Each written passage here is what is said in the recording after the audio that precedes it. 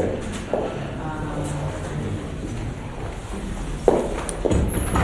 good morning, everyone. Welcome to the State Department. It's a particular pleasure for me to be here with my colleague and my friend, Secretary Raimondo, this morning. The work that the State Department does, issuing visas, issuing passports to Americans, does more than anything else to connect the world and connect the United States to the world. We want to make sure that people can travel for work, for education, for tourism, do it legally, do it safely. One of the ways that this State Department serves the American people directly is through the issuance of passports and visas. And these ties of friendship, collaboration that we're building, they will last for years, for decades, for generations. Just over the last few years, we've made significant investments in strengthening our ability to deliver for the American people, deliver for people who want to come to the United States. And as a result of these efforts, on visas and on passports, more people are traveling to the United States than ever before. More Americans are traveling the world than ever before. On the visa side, in 2024, in fiscal year 2024, we issued 11.5 million visas. And that's a world record for us, breaking all previous records. Of these, 8.5 million were visitor visas. That's a 10% increase over the previous year.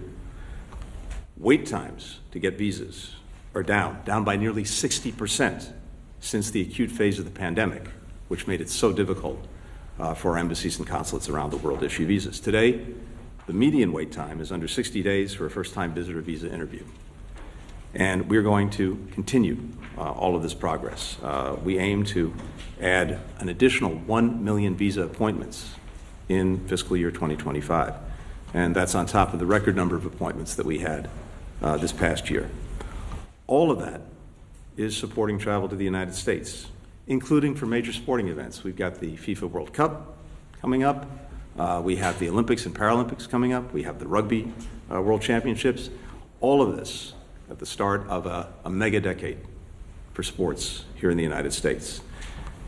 We're doing everything we can to ramp up our capacity to make sure that everyone who's coming to this country for these incredible events, as well as for so much else, get their visas in a timely way and smooth way, and all of that I think you'll see play out over the next couple of years. At the same time, I just want to note that on the passport side, giving the American people that little blue book, that's their ticket to the world, there again, record numbers of passports issued. 24.5 million passport books and cards in fiscal year 2024, an all-time high, 500,000 more than the previous year. And even with this record-breaking number of passports, wait times are also going down, now just 4 to 6 weeks. In September, we rolled out for the first time our online passport renewal program. So now, most Americans who need to renew their passports can do it right from their homes, online, just uploading a photograph, sending it in. The turnaround time has gone down from a month to a week for those passports. We're modernizing, we're making sure that we're delivering for the American people. Already, more than 1 million Americans have taken advantage of online passport renewal.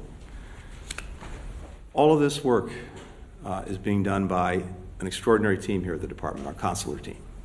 And as I said before, we had really challenging times during COVID, but the work that the consular team has done has been extraordinary in not only building back, but getting us to the best place we've ever been in issuing visas and issuing passports.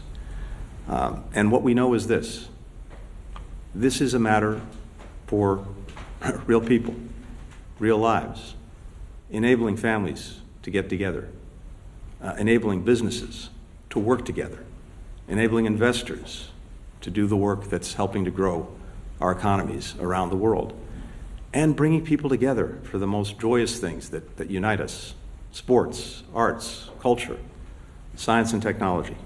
So for us, this is at the heart of what we do here at the State Department, and I'm so gratified that we do it in the closest collaboration with our friends and colleagues from the Commerce Department, the two of us are united in making sure that, again, more people can come to this country, more Americans can travel the world.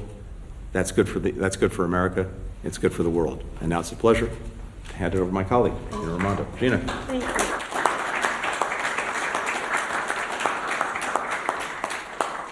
Thank you. Good morning. It is a great pleasure for me to be here with Secretary Blinken, who is my colleague, my friend, and I think doing an extraordinary job serving this country all over the world. So thank you for hosting us this morning.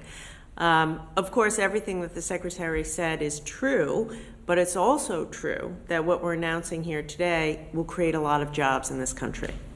Travel and tourism isn't just fun, and it isn't just meaningful, as you said. It's real business. It is real economic activity sustaining millions of good-paying jobs in this country. And as the Secretary said, COVID was a crushing time. It was a crushing time for our economy. It was an especially crushing time for the travel and tourism industry. And it was painful to see how many Americans were put out of work because of COVID. And so what we are doing today is making it easier to travel to this country, which will be a real shot in the arm for the travel and tourism industry. The facts are, today travel and tourism supports nearly 10 million American jobs, 10 million American jobs, and $2.3 trillion in economic activity. Last year, visitation was 66 million people, as the Secretary said, up from 50 million the year before. By next year, we're projecting that the industry will be fully recovered from COVID, and we're on track to see 90 million visitors by 2026. That, I want to point out, is a year earlier than our strategic goal. So that is a tremendous amount of progress. That's a tremendous amount of economic activity, and it's a tremendous amount of Americans whose jobs will be more secure because of the work that we're doing. I'm very proud of my team. I want to thank the team at ITA for enabling this. I'd like to thank those who serve on Commerce's Travel and Tourism Advisory Board. We heard some of the leaders in the travel and tourism industry. We heard from them that visa wait times were a pain point, were an obstacle to this commerce. And that's why we got together with the State Department to make sure that it would be easier, faster, more streamlined to get your visas and come to the United States. Tony mentioned also this is going to be a blockbuster decade for sports and sporting events. That's a huge amount of economic activity. Think of all the economic activity around a World Cup or an Olympics or a Super Bowl we were just talking about. So we want to make it easier for fans to travel here, for sports teams themselves to travel here. You might not believe this, but I was a rugby player back in the day. A few years ago. So as a former rugby player, I'm particularly excited that the men's and women's rugby World Cups are going to be coming to the United States for the first time ever. So I hope a lot of people will come from around the world to see that. I know I'll be going, and I just can't wait. Final thing I'll say is this is a moment of great collaboration, right? People are often saying, what is the government doing for me? This is an example of the State Department working with the Commerce Department, hand in glove, fixing something, right? Maybe it isn't glamorous, but the work that our teams did is making a difference in the lives of Americans and improving our economy by just making it easier, working through the plumbing and the red tape to get it out of the way, to streamline the visa and travel process. So it's exciting. I'm grateful to Secretary Blinken, his leadership. He has a lot on his plate right now. And this shows you, kind of leader he is, paying attention to the details to make this operation work better for the American people. So thank you. No one could better be in the scrum with.